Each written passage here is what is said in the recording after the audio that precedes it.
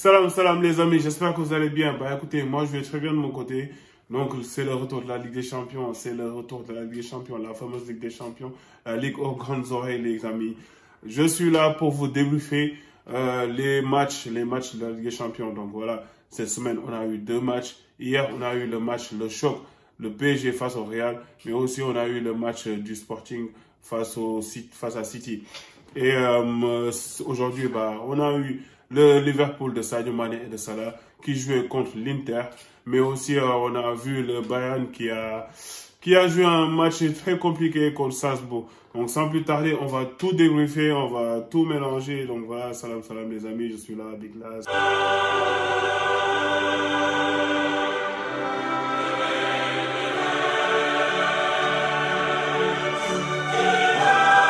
Donc voilà les gars, comme je disais, ce débrief va se faire en 3 parties. Dans la première partie, donc voilà, je vais débriefer les matchs, je vais donner mon ressenti des matchs. Et ensuite, je vais enchaîner sur les points faibles, les points forts. Et à la fin, je vais terminer par le traditionnel top et flop. Donc sans plus tarder, on va commencer sur la grosse affiche de cette semaine qui a été le PSG contre le Real. Franchement, le PSG, ils ont sorti une prestation XXL. Ce match-là a été abouti de la première à la 90e minute. Donc vous voyez au niveau des stats, le PSG, ils ont bouffé le Real. Le Real, ils étaient timides. Cette équipe du Real, franchement, ils étaient venus que pour jouer le nul. En sachant que voilà, le but à l'extérieur, il compte plus. Maintenant, donc Ancelotti, il est venu avec son équipe pour défendre, pour avoir au moins un match nul et finir le taf dans 3 semaines au Real de Madrid. Mais voilà, c'était pas leur jour, hier parce que voilà, ils ont été malmenés. Ancelotti a voulu faire du Ancelotti, c'est un Italien, donc il a voulu défendre, mais il s'est heurté à une équipe, il s'est heurté à un mur, il s'est heurté à une équipe qui était en mode commando et qui avait comme capitaine, qui avait comme prince, qui avait comme sauveur, qui avait comme leader le meilleur joueur actuellement du monde.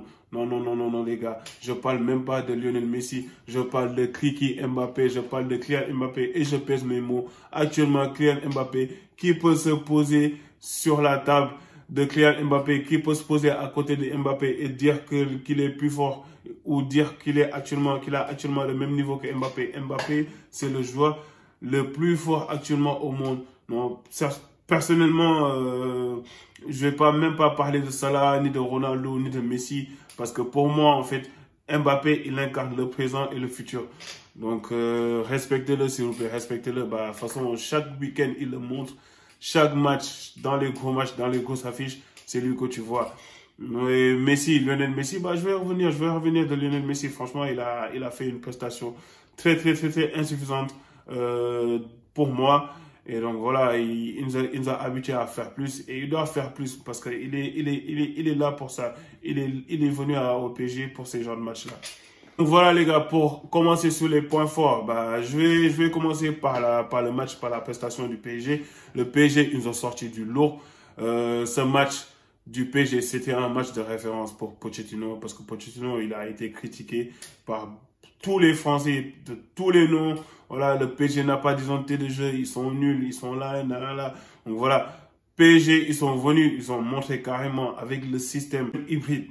Pourquoi je dis hybride? Ça veut dire sur le papier, quand vous allez voir la compo du PSG, c'est du 4-3-3. Mais PSG, quand ils ont la balle, c'est là en fait que le PSG il est intéressant.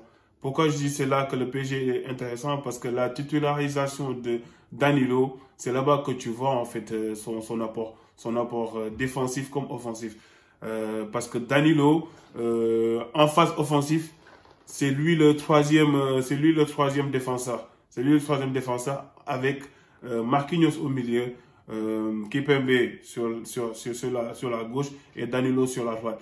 Donc ce système permet aux latéraux, je dis bien aux latéraux, que ce soit que ce soit Mendes ou Hakimi, d'être très offensif. Et le fait que ces latéraux soient très offensifs, ça permet au PSG en fait d'avoir la monopole de la balle, de dicter son jeu et voilà, de se créer beaucoup d'occasions et de passer rapidement d'un côté à l'autre.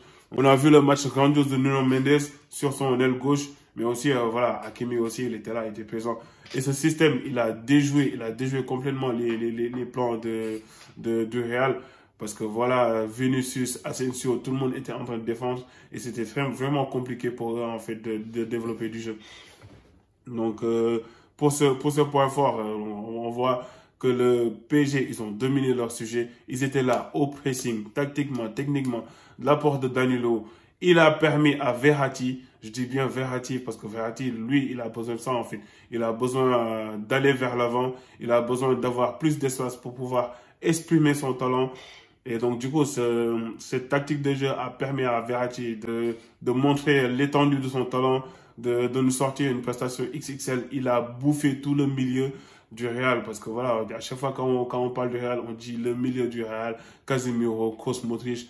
Mais bon, voilà, il n'y a que Modric qui a fait un match correct. Sinon, le reste, c'est bof. Donc, pour terminer ce point au niveau des points forts, on va retenir le but de Mbappé. Parce que Mbappé, s'il n'avait pas mis ce but, il y aurait 0-0. Et donc, du coup, ça aurait donné raison à Ancelotti. Et ça aurait été très compliqué pour le PSG, mais aussi pour mon ami Messi. Je vais enchaîner, je vais sauter sur cette occasion pour enchaîner sur les points faibles de ce match. Donc pour moi, le point faible de ce match côté PSG, voilà, c'est Messi, c'est la prestation de Messi.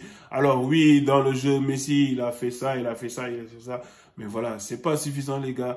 Lionel Messi, il nous a habitués à nous faire du Lionel Messi. Lionel Messi, si tu n'es pas, alors je pèse mes mots, si tu n'es pas heureux, au PSG, si voilà, là, actuellement, l'acclimatation, tu n'es pas bien, il fait froid, tout ça et tout, reviens au pays, frère, reviens à Barcelone, nous, on va t'accueillir à bras ouverts, reviens, on t'attend et tout, et voilà, ça se voit que tu es orphelin de ton équipe. Le PSG, c'est pas ton équipe, ok, mais voilà, tu dois plus montrer, tu dois te faire violence, Messi, parce que c'est dans ces genres de rendez-vous-là que tu dois montrer que voilà, tu es encore le Messi et tu es encore le meilleur joueur du monde. Mais je suis désolé, sa prestation-là qu'il a fait hier, elle était décevante pour moi.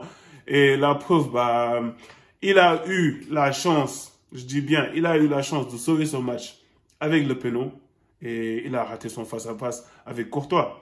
Donc, ça veut dire Courtois, il était au-dessus. Donc, pour les points forts du côté Real, moi, je vais mettre Courtois. Parce que Courtois, franchement, il a fait une prestation XXL. Voilà, pour continuer par rapport aux points faibles. Donc, on va prendre l'équipe du Real dans sa globalité. Donc, le Real dans sa globalité, ils n'étaient pas là. Ils étaient pas présents, ils étaient timides. Benzema, il revenait de blessure, donc il pouvait rien faire. Vinicius Junior, on l'a pas vu. On l'a pas du tout vu. Voilà, Carvajal, il était mangé au niveau de son aile. Mendy aussi pareil. D'ailleurs, il a eu un carton jaune. Casemiro, il était horrible. Lui aussi, il a eu un carton jaune. Donc, il va pas jouer. Donc, le Real, il va être diminué. Kroos, il était timide. Il y a que Modric qui a fait un bon match. Sinon, l'axe central, ils ont été bons, mais voilà. Au final, ils ont encaissé, donc c'est un peu compliqué. Donc, pour finir par rapport à ces points faibles, donc voilà, le match du Real, il a été timide, le Real a été timide. Limite, on va prendre les mêmes propos de Riles. On va dire que c'est une honte, en fait, pour ce Real-là, de montrer un tel visage. Pas tarder, les gars, on va enchaîner avec les tops et les flops de ce match. Donc, pour moi, si vous le voyez bien, mes tops de ce match, donc, c'est Kylian Mbappé, le futur, le meilleur joueur actuellement.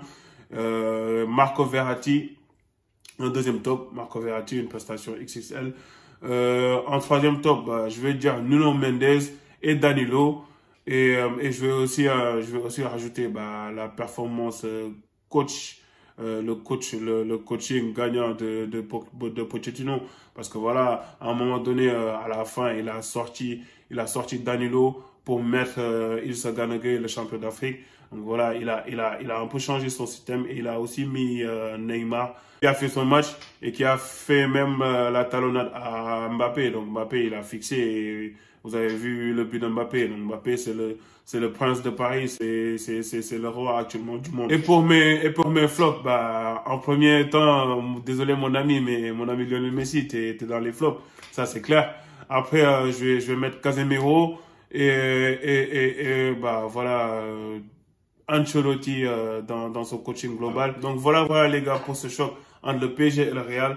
Donc on va enchaîner avec le match du Sporting contre City. Franchement, ce match, il n'y a presque rien à dire. City actuellement c'est l'une des meilleures équipes au monde.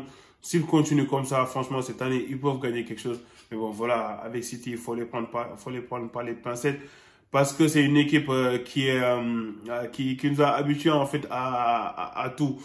Ils sont là, ils sont bien et tout. À chaque année, c'est pareil.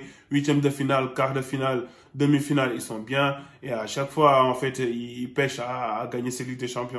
Je ne sais pas si Guardiola, il a la poisse au niveau de la Ligue des Champions ou je sais pas, en tout cas, il y a un travail, il y a un travail inachevé qui se dégage par rapport à City en Ligue des Champions.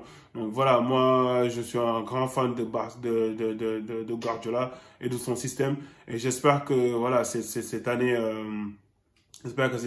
City ils vont quand même faire quelque chose et ils vont quand même peut-être gagner la Ligue des Champions. Voilà, pour ce match franchement il y a presque rien à dire. City ils sont franchement, City, il n'y a même pas photo par rapport à Sporting. Ils te montrent carrément qu'ils te dominent. Ils les ont bouffés, ils ont claqué 5-0. Donc, moi, je vais enchaîner avec la deuxième partie du débrief, qui sera une deuxième vidéo. Donc, on va parler de Liverpool. On va parler du match de Liverpool contre l'Inter, mais aussi du match du Bayern.